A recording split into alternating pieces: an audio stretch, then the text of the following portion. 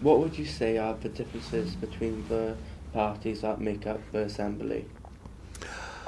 Interesting, because the Welsh parties, Conservative, the Welsh Conservatives, the Welsh Liberal Democrats, and so on, are in some ways quite different from their London-based parties. That's partly because I think within Wales has always had a slightly more progressive tradition, that the concepts of fairness, community and so on, I think are probably stronger and more influential, and devolution has to some extent consolidated that.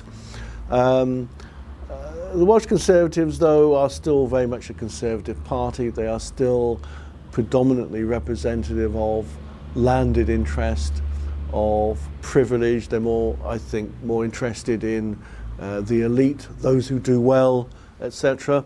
And so I don't think that has changed that much, and that's something I've always disliked. I think perhaps because of my background, it is something that I just think is a remnant of the past.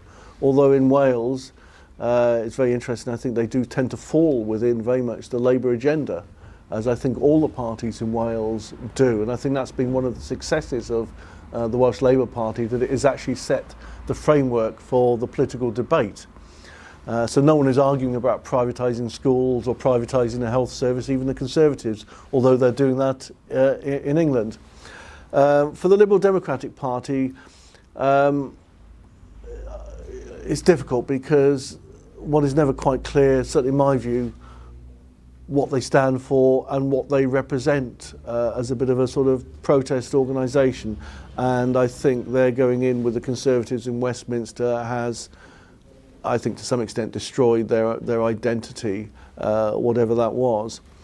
The Nationalist Party, Plaid Cymru, I think they're in a dilemma as to what they are actually about, because we live in an international global world. People want to travel the world, people have access to other countries, other cultures and so on, in a way that didn't exist.